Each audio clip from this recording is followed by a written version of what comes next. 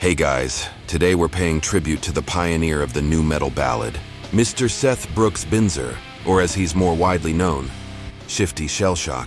Before we pay our respects, let me read off a set of his lyrics that really resonated with me. Sometimes I feel just like the devil's guinea pig. He's watching me, just to see how deep I can dig.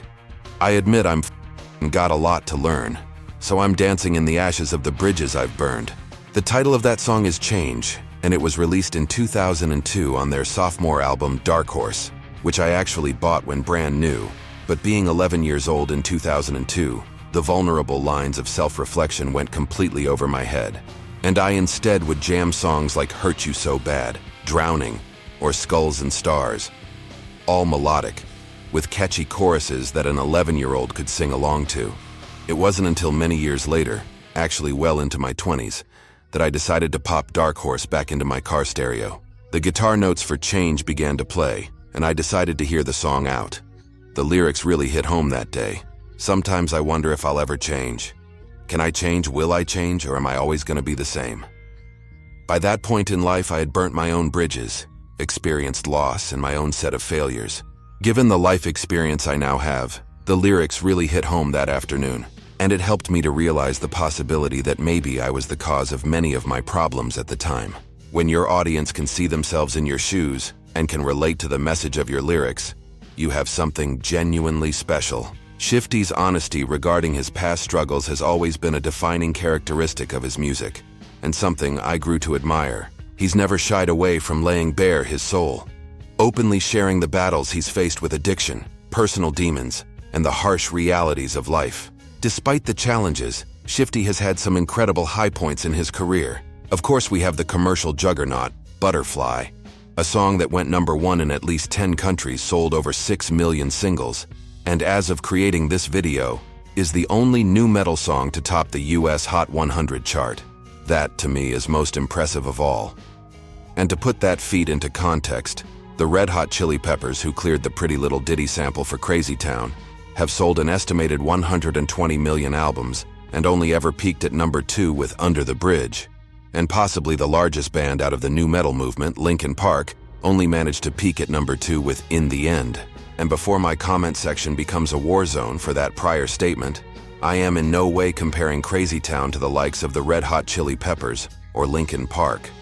RHCP were already inducted into the Rock Hall in 2012, and Linkin Park will undoubtedly be inducted sometime within the near future. That was simply meant to put into perspective how difficult it is to create a US Hot 100 chart-topping single.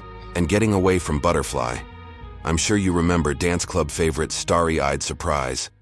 The Paul Oakenfold produced single featured Shifty on vocals and gave him another Hot 100 charting single. Crazy Town broke up shortly after the release of Dark Horse, which allowed him the time to complete a solo record titled Happy Lovesick, which included the Starry-Eyed Surprise collaboration and Slide Alongside, also a minor hit in the States, charting on the mainstream top 40.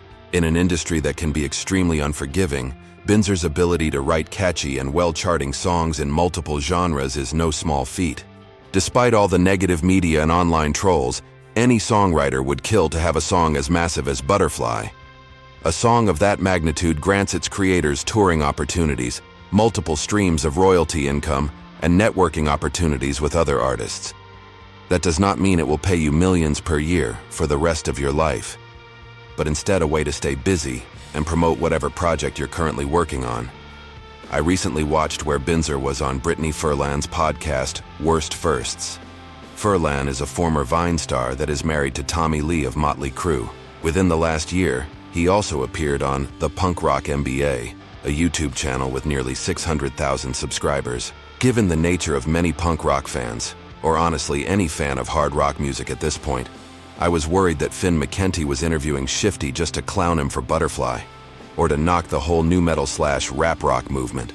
But I was pleasantly surprised with the respect McKenty displayed for Shifty and his music. He seemed to know Crazy Town's back catalog and asked genuine questions that did not set up Shifty for clickbaitish responses.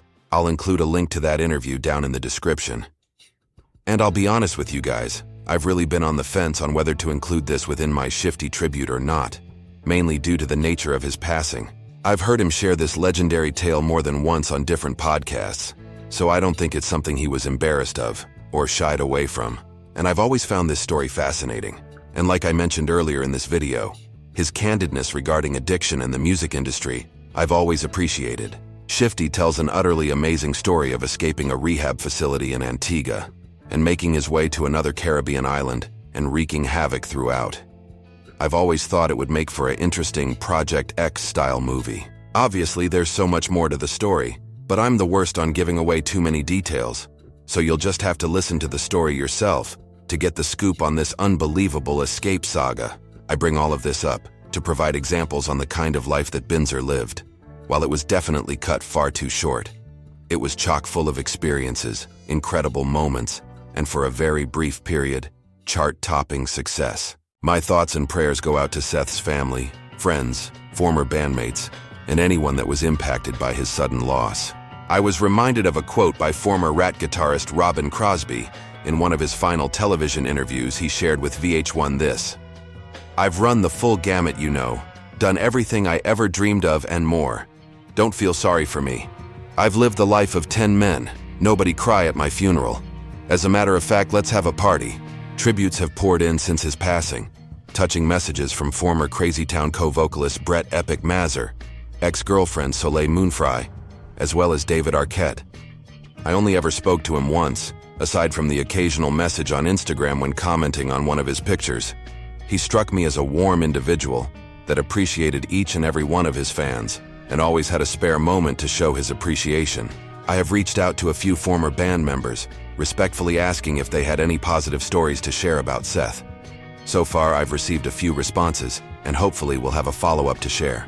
If you have any positive stories about meeting Shifty, or you could put me in contact with anyone close to him that wouldn't mind sharing a few stories, please don't hesitate in reaching out to me, either by DMing me on Instagram at Rocktone News, or by emailing me, jared@therocktone.com.